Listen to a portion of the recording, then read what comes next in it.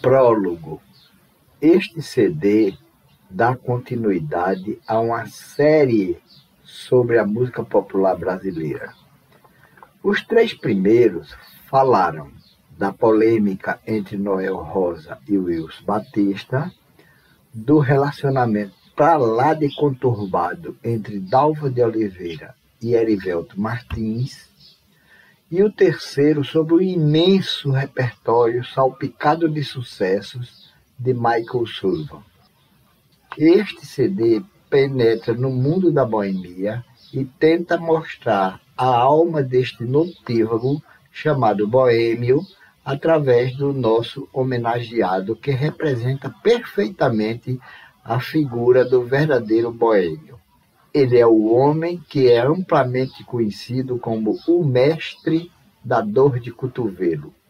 Acho até mesmo que foi ele quem inventou a dor de cotovelo só para poder cantá-la em seus versos.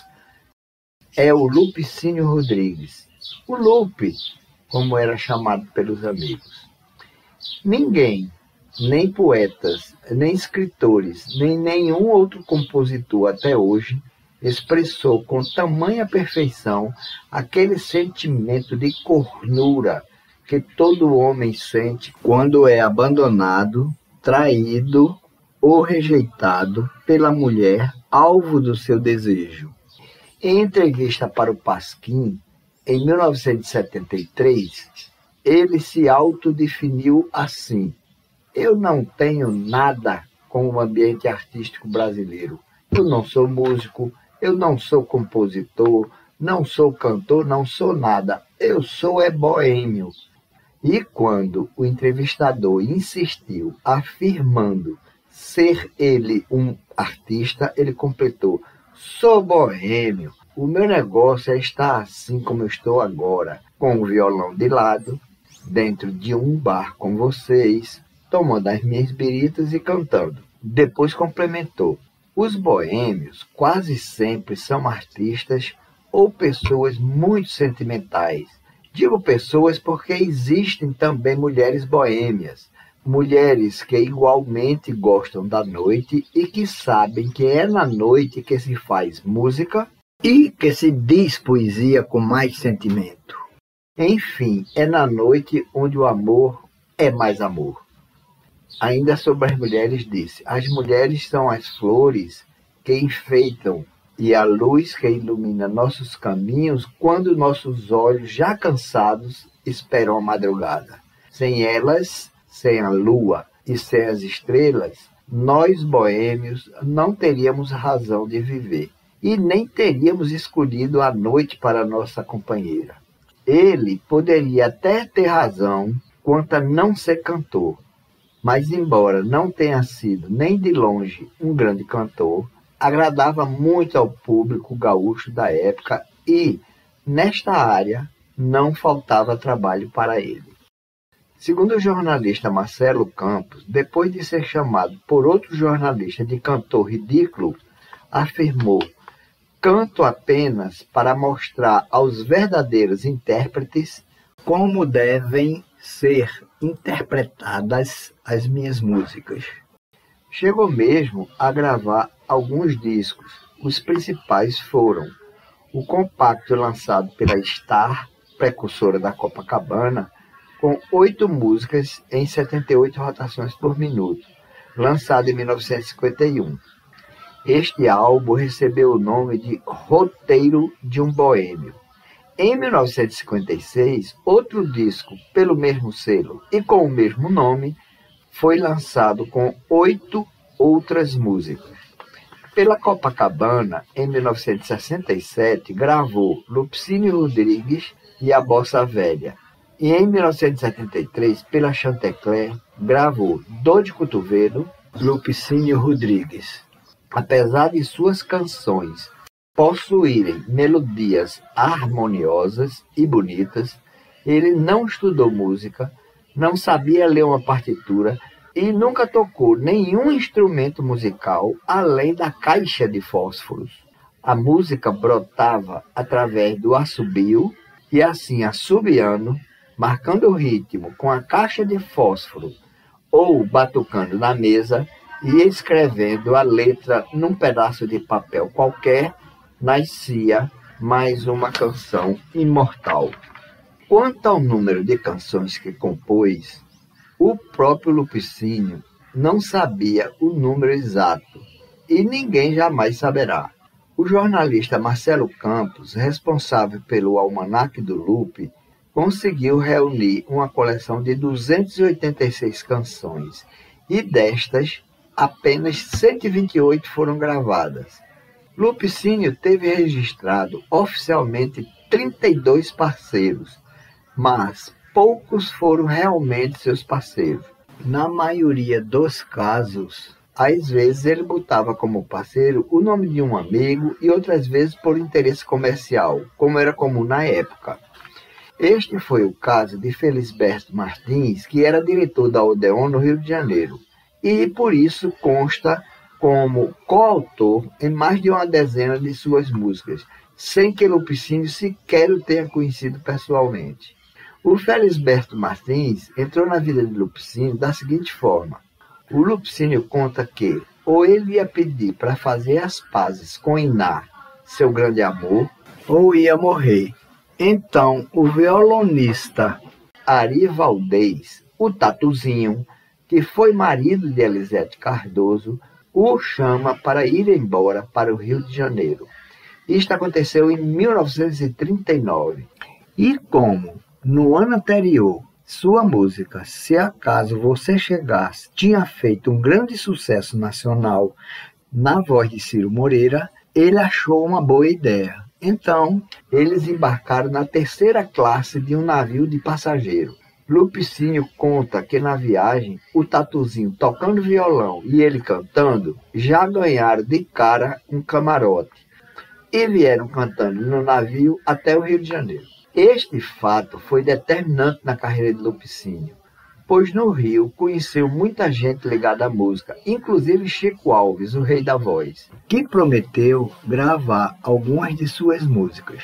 Sua estada no Rio durou 6 meses e, como não tinha conseguido grandes coisas, preferiu voltar para Porto Alegre. Como fruto da viagem, conseguiu que algumas de suas músicas fossem gravadas, como o samba Sempre Eu, pelo conjunto Os Pinguins, em 1941. O samba Carteiro, por Odete Amaral, em 1942.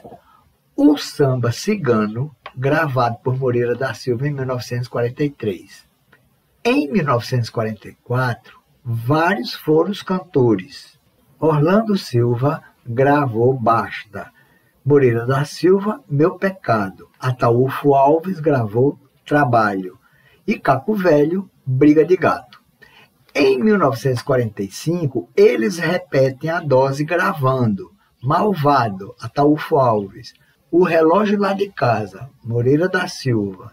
Brasa, Orlando Silva. Que Baixo, o Caco Velho. E o Ciro Monteiro volta a gravar Lupicínio, interpretando o samba Briga de Amor. E em 1946, nenhuma música gravada. Além disso, o Chico Alves não cumpriu sua promessa de gravar uma música de Lupicínio.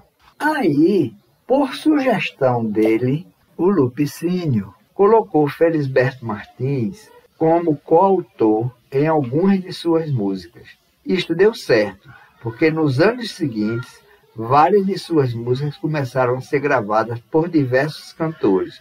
O próprio Chico Alves, que era cantor da Odeon, gravou os sucessos Nervos de Aço em 47, Esses Moços em 48 e Quem Há de Dizer e Cadeira Vazia em 49. A partir de então, o Lupe deslanchou. Naquele tempo, tudo era difícil e preservar a memória nacional era um desafio. Assim, não só a de Lupicínio, mas também muitas partes da nossa história não resistiram ao tempo. Infelizmente, muitas das canções se perderam no tempo. De algumas, só restaram as letras e de outras, nem isso. Para se ter ideia de como era difícil a comunicação no início da carreira dele, temos que relatar algumas coisas. Primeiro, não tinha celular. O telefone da época só servia praticamente para se falar na própria cidade. Interurbano era um horror e internacional era tempo perdido. A primeira estrada de ferro unindo o Rio Grande a São Paulo só ficou pronta em 1917. E o primeiro voo comercial do Rio de Janeiro para Porto Alegre se deu em 1º de dezembro de 1927. As estradas nesta época, quando chovia, ficavam intransitáveis. Então, naqueles tempos da primeira metade do século XX, as viagens para Porto Alegre eram feitas por navio.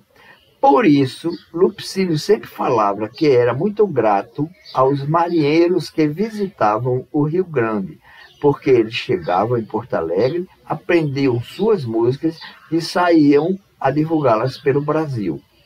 Lupicínio descreve esta dificuldade. O que acontece é que na época em que eu comecei a fazer música no Rio Grande do Sul, a rádio no Brasil estava apenas começando. Eu nunca fiz música com a finalidade de ganhar dinheiro. Eu nunca pensei que pudesse gravar uma única música. A Rádio Sociedade Rio-Grandense foi a primeira emissora de rádio do Rio Grande do Sul, fundada em Porto Alegre apenas no ano de 1924. Neste ano em que a única gravadora do estado fechou as portas. Ela se chamava Casa Elétrica e foi a primeira gravadora do Brasil, uma das primeiras indústrias de discos e gramofones do mundo. Foi inaugurada em 1913 e depois de 10 anos de funcionamento, fechou as portas, mas prestou relevantes serviços à música gaúcha e brasileira. Vale a pena anotar que montar a cronologia das músicas de Lupicínio é uma tarefa quase impossível, pois cada autor que tenta fazer isso não bate com os demais. A confusão persiste quando relatada pelo próprio Lupicínio, pois em muitas entrevistas que deu, frequentemente trocava as datas em que suas composições foram escritas. Como para esse texto isto é irrelevante, não vou tentar fazê-lo.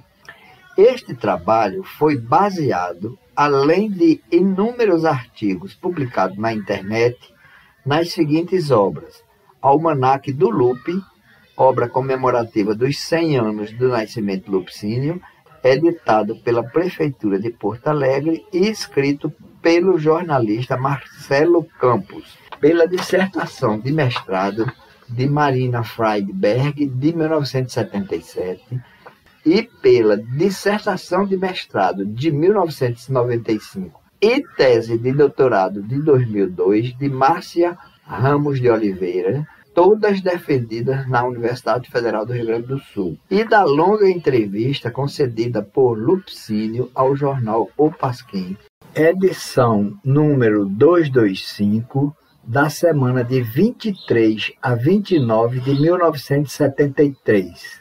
Estes foram os principais veículos de minha pesquisa. No início de 1963, Lupicínio Rodrigues foi convidado para escrever uma crônica semanal no jornal Última Hora, de Porto Alegre. Aceitou, mas seus poucos anos de estudo pediam uma ajuda profissional. Intimou seus dois grandes amigos e jornalistas, Demóstenes Gonzalez e Hamilton Chaves, para o ajudar a dar uma forma mais acabada aos textos que escrevia. A coluna foi chamada de Roteiro de um Boêmio, nome este emprestado do seu primeiro álbum musical. Nesta coluna, ele contava pequenas histórias que terminavam sempre com a letra de uma de suas músicas. Ela foi publicada por 1 ano e terminou sem maiores explicações. Eu não tive acesso a estes textos, apenas as referências a vários deles.